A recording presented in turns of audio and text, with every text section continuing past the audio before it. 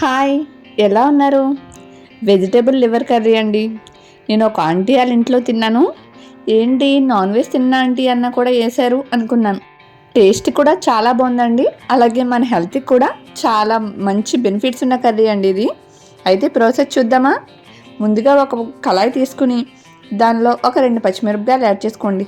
Oil ఏమీ add చేసుకొని అవసరం లేదు. ఓ 2 పచ్చిమిరపకాయలు వేసుకున్న తర్వాత మనం లేత తోటకూరని తీసుకోవాలండి. లేత తోటకూరని ఇలా ముక్కలుగా కట్ చేసుకుని ఈ కళాయిలో యాడ్ చేసేసుకోండి. తోటకూరలో ఉన్న వాటరు వచ్చేసి తోటకూర మొత్తం మగ్గిపోద్దండి. మంటని లో ఫ్లేమ్లో పెట్టుకుని కాసేపు అటు ఇటు ఫ్రై చేసుకోండి. ఈ తోటకూర అంతా బాగా మగ్గిపోయి ఇలాగా ముద్దగా అయిపోతుందండి. దీన్ని పక్కన పెట్టేసి చల్లారనివ్వండి. ఇప్పుడు ఒక మిక్సీ జార్ తీసుకుని దానిలోకి 1 టేబుల్ స్పూన్ ధనియాలు యాడ్ చేసుకోండి. 1 టేబుల్ స్పూన్ జీలకర్ర, కొద్దిగా జీడిపప్పు, చిన్న అల్లం ముక్క పొట్టు తీసేసుకుని చిన్న ముక్కలుగా కట్ చేసుకుని 2 ఎల్లుల్లిపాయ రెమ్మలు, ముందు మనం ఫ్రై చేసి ఉంచుకున్నాం కదా తోటకూరని, దానిని కూడా యాడ్ చేసేసుకోండి.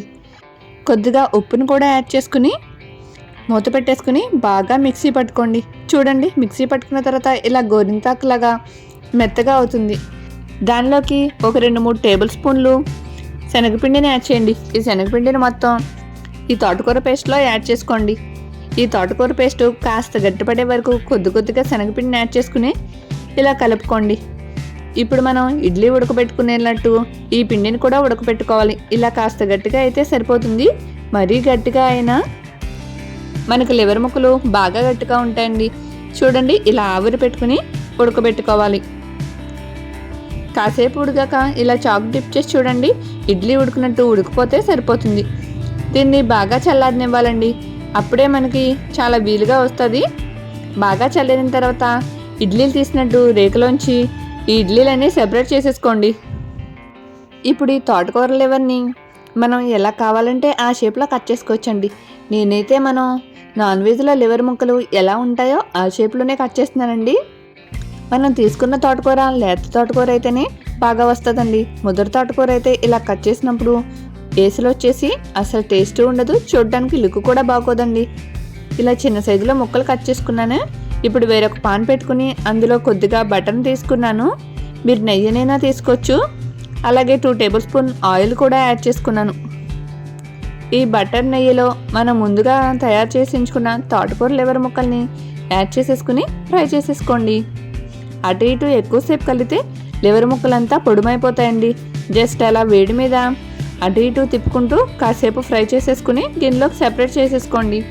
ఇప్పుడు అదే పాన్లో కొద్దిగా ఆయిల్ యాడ్ చేసుకుని చిన్నగా కట్ చేసుకున్న ఉల్లిపాయ ముక్కల్ని యాడ్ చేసుకోండి. దీనిలోకి 2 పచ్చిమిరపకాయలు కూడా యాడ్ చేసుకుని అటు ఇటు కలుపుకుంటూ ఫ్రై చేసేసుకోండి. ఉల్లిపాయలు కాస్త ఫ్రై అయ్యాక కొద్దిగా కరివేపాకును కూడా యాడ్ చేసుకుని ఫ్రై చేసుకోండి. అలాగే దీనిలోకి కొద్దిగా అల్లం వెల్లుల్లి పేస్ట్ కూడా యాడ్ చేసుకోండి. మనం ఆల్రెడీ తోటకూర గ్రేవీ పట్టినప్పుడు అల్లం వెల్లుల్లి కూడా యాడ్ చేసుకున్నాం కాబట్టి పెద్దగా అల్లం వెల్లుల్లి పేస్ట్ పట్టదండి. కొద్దిగా యాడ్ చేసుకుని పచ్చివాసన పోయే వరకు ఫ్రై చేసుకుని దీనిలోకి చిన్నగా చాప్ చేసిన టమాటా ముక్కల్ని యాడ్ చేసుకోండి.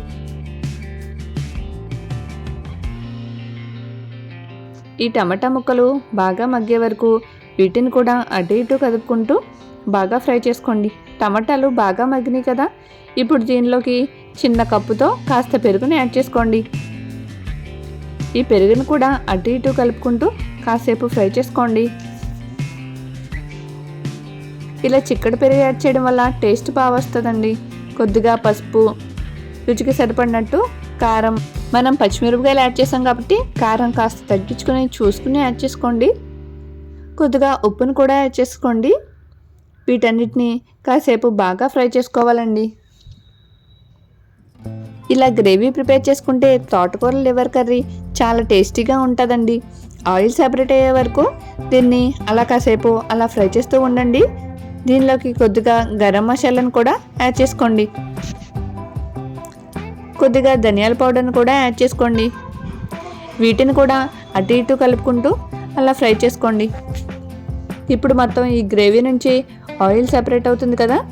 ఇలా ఆయిల్ సెపరేట్ అయినప్పుడు దానిలోకి కొద్దిగా వాటర్ని యాడ్ చేసుకోండి.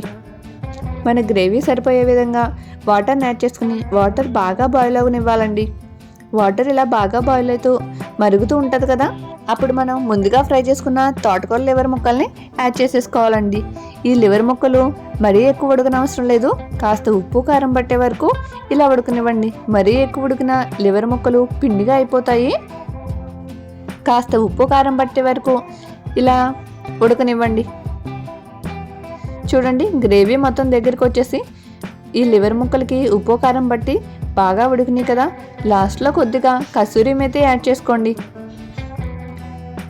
అలాగే దీనిలోకి కొద్దిగా కొత్తిమీరని కూడా యాడ్ చేసుకుని గార్నిష్ చేసేసుకోండి.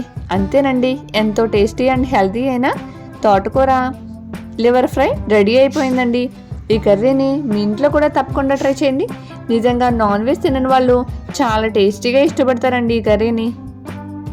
చాలా హెల్తీ అండ్ టేస్టీ అండ్ ఈ రెసిపీని మీరు కూడా ట్రై చేసి ఎలా వచ్చిందో కామెంట్ చేయడం మాత్రం మర్చిపోకండి.